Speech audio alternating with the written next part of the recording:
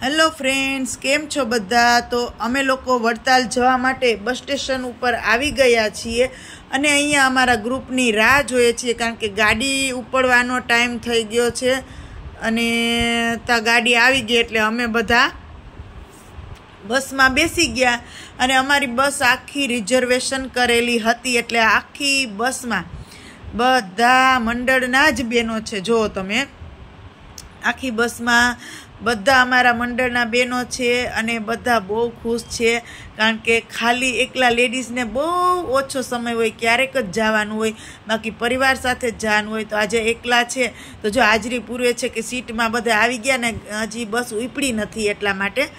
એટલે જો બધા બહુ રાજી છે, બહુ રાજી છે અને બધાનું લિસ્ટ છે અમારા ધીરીબા પાસે કે કેટલા આવ્યા ને કેટલા નથી આવ્યા. તો જો હાજરી પૂરે છે અમારા ધીરીબા અને આ બધા હરિભક્ત બહેનો છે, અમારા મંડળના બહેનો છે. અમે બહુ ખુશ છીએ કે આજે અમને ઘણા સમય પછી એક શિબિરની શિબિર અને એક પિકનિકની પિકનિક એમ કહીએ ને તો હાલે, એવું સરસ મજાનું આજે અમને જવા મળ્યું છે વડતાલ ધામ. તો સાંજના 9:30 થઈ ગયા છે, બસ ઉપડી ગઈ છે અને હવે ધીમે ધીમે બધા સૂવાની તૈયારી કરી રહ્યા છે. આમાં 2-4 તો સૂઈ ગયા છે. જો બધાનો બહુ અવાજ આવે ને એટલે વોઇસ ઓવર કરીએ છીએ કે તેથી તમને લોકોને ડિસ્ટર્બ ના થાય. તો જો બહુ રાત્રિનો હવે સમય થઈ ગયો છે અને બધા જ પોતપોતાની સીટે બેસી, અડધા ઊભા હતા ઘડીક ને પાછા થાકી ગયા બેસી ગયા. અમારા સરલાબેન છે એ થાકે નહીં એટલે એ ઊભા જ હોય વધારે પડતા. જો એટલે જો બધા હવે ધીમે ધીમે છે ને સૂવાની તૈયારી કરશે અને હું પણ જો બધા કે અમને લેજો અમને લેજો, એટલે હું આ બધાને લઉં છું. જો બધાય બહુ એટલે બહુ રાજી છે, બહુ રાજી છે, બહુ આનંદમાં છે. કેમ ના હોય? એને ભગવાનના ધામમાં જવું હોય, 2 દિવસ ત્યાં રોકાવું હોય એટલે એનો અનેરો આનંદ હોય. અને એમાંય જો ઘરવાળાને છોકરાને બધાને ઘરે મૂકીને જાય એટલે બહુ મજા આવે.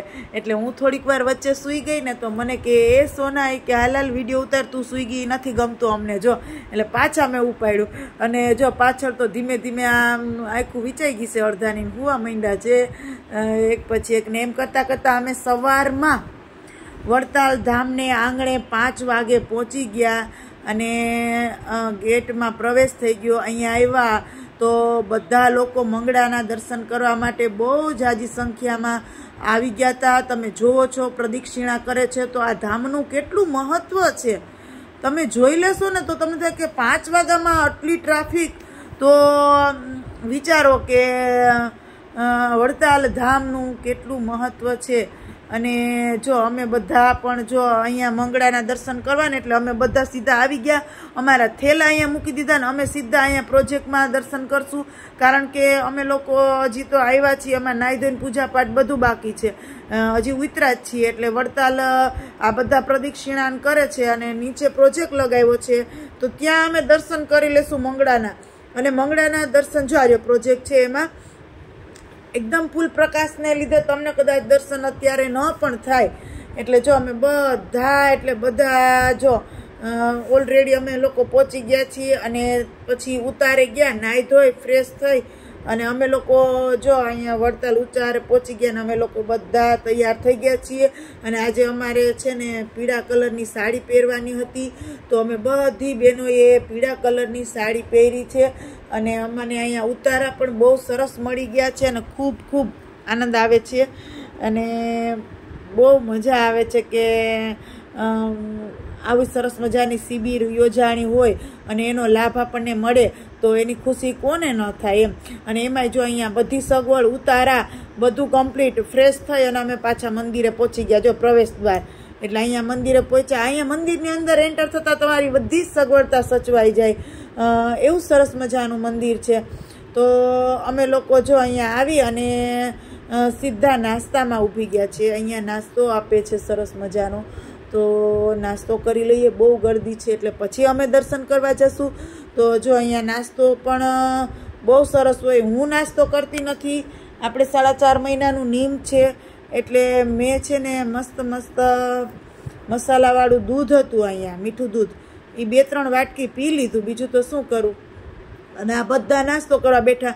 નાસ્તામાં ગાંઠિયા છે, ચા છે, દૂધ છે અને ઈડલી છે વઘારેલી. પછી નાસ્તો કરીને અમે લોકો પાછા મંદિરે આવ્યા. તો મંદિરે જો કેટલા ભક્તજનો છે ને, અને બધે જ્યાં જો ત્યાં જાણે પીળી ચક્કીઓ હોય એવું જ લાગશે તમને. બધા પીળા પીળા પીળા પીળા વસ્ત્રો. એટલે બધું જો આ સરસ મજાનું વડતાલ ધામના મંદિરની આસપાસનું વાતાવરણ છે. તો બધા મિત્રો શાંતિથી જોજો. તમને હું આ વ્લોગ્સમાં વડતાલ ધામનું મંદિર બતાવું છું, અને જે મંદિરની આસપાસનો જે બધા દ્રશ્યો છે, જે જૂનવાણી ભગવાનની પ્રસાદીની જે મહેલો છે, એ બધું પણ તમને બતાવું છું. અને અમે પછી શું નક્કી કર્યું કે ઉપર વારો નથી આવે ને તો નીચે પ્રદક્ષિણા કરી લઈએ. એટલે અમે પછી નીચે પ્રદક્ષિણા કરી લીધી. ઘણા લોકો નીચે પણ પ્રદક્ષિણા કરતા હોય, કારણ કે ઉપર એટલી ટ્રાફિક થઈ ગઈ હોય, તમે શું કરો.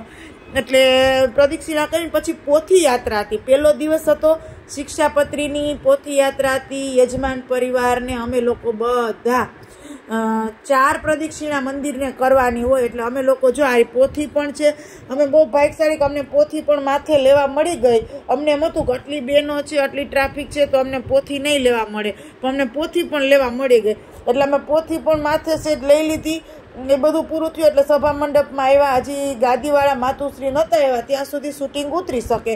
પછીથી વિડીયો બંધ હોય એનું કારણ છે કે શિક્ષાપત્રી મારા જે નિયમ લખ્યા છે એમાં ગાદીવાળા માતુશ્રીને એને અમે એ લોકોની સામે ન આવી શકે, ઓનલી ફોર મહિલાઓની સામે જ આવી શકે.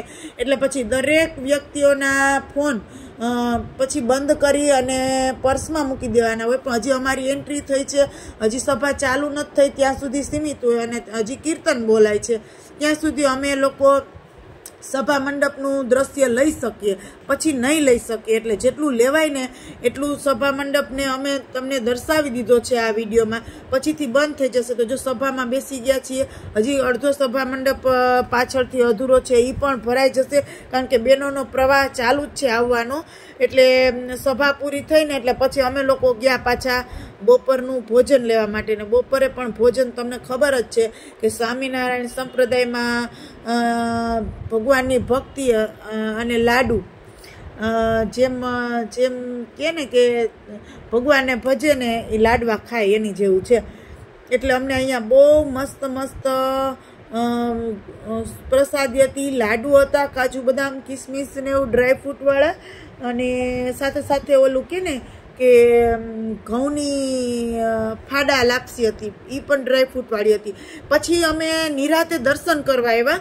મને એમ થયું કે આ વ્લોગ્સમાં હરિભક્તોને પ્રભુના દર્શન કરાવું, એટલે રણછોડરાયજી, નરનારાયણ અને કૃષ્ણજી, એ પછી હરિકૃષ્ણ મહારાજ અને રાધારમણ દેવ, એના તમે દર્શન કરાવું. એમ તમને આજના દર્શન કરાવી દીધા મેં.